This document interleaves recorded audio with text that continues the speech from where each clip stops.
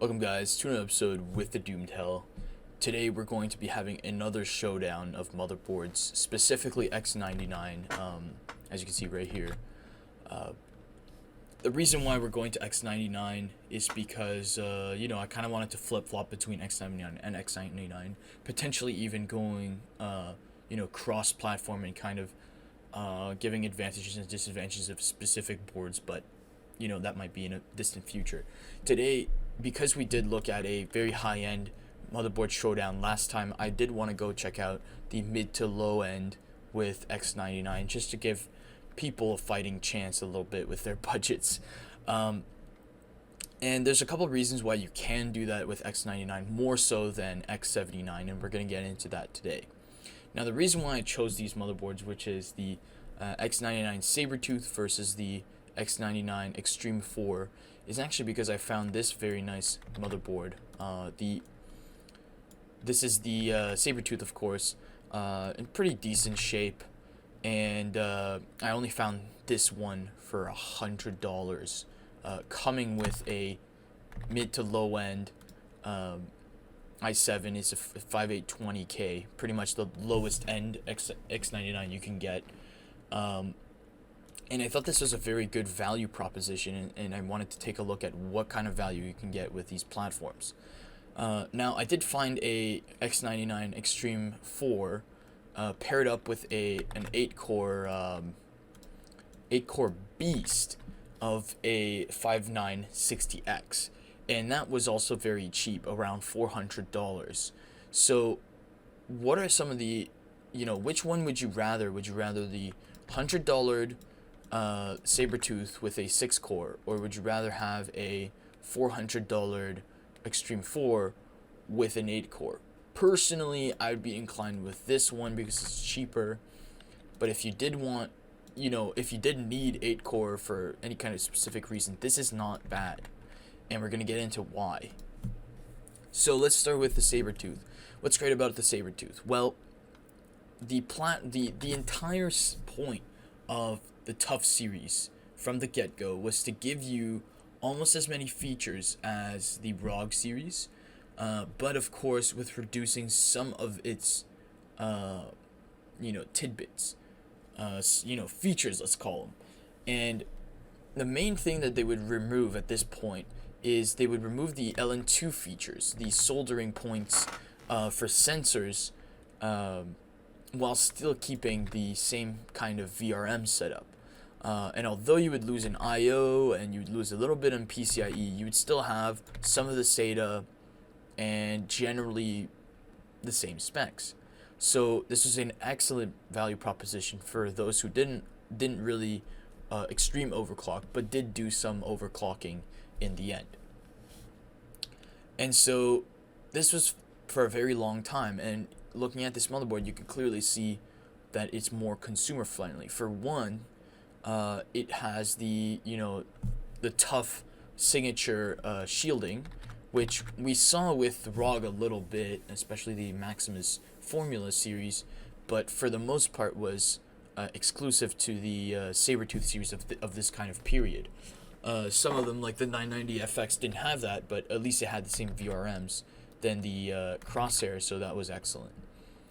Now, what you'll notice is, well, for one, you'll get a true 8-phase with this, which for this generation is perfect.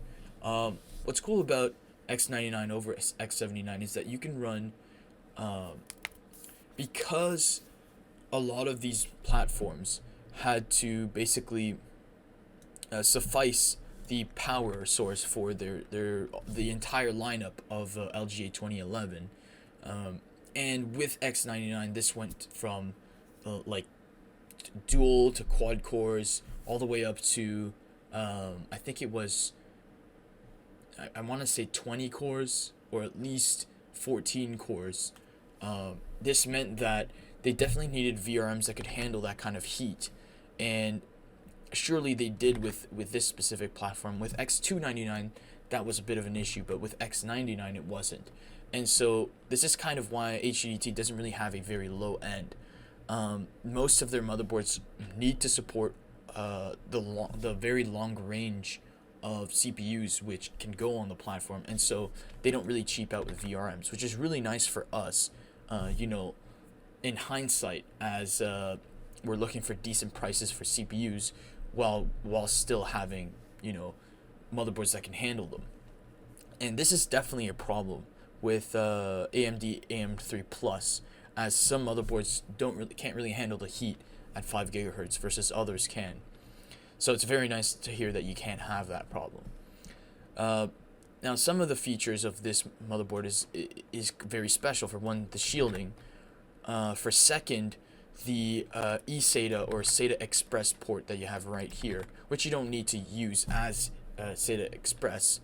And even if you did want to, finding SSDs that support it is very rare, but it is still a cool feature nonetheless. You can tell there's a lot of fan headers all over the motherboard, which is really, really cool. I don't know why they had so many, but they did. You also have a Thunderbolt header right here, I believe, and you do have two USB 3s. Finally, one of the really neat features with this thing is that right here, if you unscrew this, you can put in a standard mini fan right here, and it can cool your VRMs and your header right here. So that's really cool. I don't think there's any other motherboards on X99 that does that. Now, one of the things this motherboard lacks a lot is the I/O. It doesn't have as many USB 3s as even the X79 motherboards that I previously showed. So that kind of sucks, but it's not necessarily you know, bad, especially that you have two USB 3 front headers. So you could probably still live with it. So definitely this is a worthwhile motherboard. If you're not looking for quad SLI setups, you know, quad Crossfire, you could probably do it if you had a header right here. That might work. You're definitely going to lose some of the bandwidth, but overall, if you're not looking for that, that's fine. If you're not looking for onboard Thunderbolt and just a header, that's fine. And if you're not looking for that many back USBs, you should be good. This should be a great choice. Now let's kind of look at the alternative, which is getting one of these motherboards. Now, at first glance, you might say, hey, wait a second, this is kind of ghetto. You know, you don't have that shielding that most people, you know, really wish they have. And to be fair, the shielding is kind of a gimmick. You don't really need it, but it does look much cooler than this. But here's the thing. So when ASRock designed this motherboard, they kind of did the same thing. They trickled down the technologies which they had for their higher ups. And what this gives you is, firstly, dual BIOS. Secondly, a much better VRM in terms of just, you know, voltage regulation, which may or may not matter to you, especially on X99. And finally, you still have the Thunderbolt header. And of course, yeah, look at this. You have quad SLI as well. So looking at this quickly, you might say that this is bad, this is not better, but in fact, you actually get a couple cool features. Let's go with the things that are worse on this motherboard. For one, you get a little bit less SATA. You're missing two SATA. Oh, wait a second. 1, 2, 3, 4, 5. Oh, you get the same amount of SATA. Never mind. Well, for one, you get less fan ports, which is a really small thing. Very small potatoes. For two, I believe the I/O is about the same. That's fine. But that's really it. Otherwise, it has more PCIe lanes. The VRMs are better. This is a 12-phase instead of a true 8-phase. You have your onboard sound. It's not bad. It's not the worst sound. Oh, here's a small disadvantage. You get a bit less USB 3 front ports, which I think is probably routed to the back instead. So you kind of trade that. And otherwise, you know, looking at the dual BIOS and looking at the fact that you have slightly better VRMs and quad SLI with the same amount of, you know, RAM slots, which, you know, matters to me personally, this is a better board all around. Now, in terms of pricing, however, would you rather buying the Sabertooth or this one? Well, to be honest, I would probably kill to buy this board over this one. And it's for pretty much just one reason, is because I like running quad GPUs. Now, this one is going to be a little rough because you have these two slots here. But if you're running it in a custom loop, or you're running a, what do you call them? Like a header, not a header, an extension cord here, then that shouldn't be an issue at all. Otherwise, it's a decent board. The sound quality has never really affected me. There was a couple boards that I did really like the sound on them. Notably the X570 Godlike, which had really good sound. But this one specifically, I'm not so crazy about. This one probably has sound. It probably has like a ROG setup sound, which is also not bad. So I'm not really afraid of that. I think the main thing is these two boards are really similar. They have features. They kind of trade off features. Well, overall, this one's edging out, especially that you have better VRMs, like I said. But the big thing is that these are supposed to be low end. This is an Extreme 4 and not an Extreme 11. So the fact that this is the low end, and you still get a fuck ton of shit, especially over X79 or a platform earlier than that, or even new platforms. If you look at like bare bones X570, you don't even get a Thunderbolt header. Not that they can, afford it, and you don't get as many SATA. You lose half your SATA. You might gain a little bit of USB 3, but that barely matters compared to like the other stuff you get.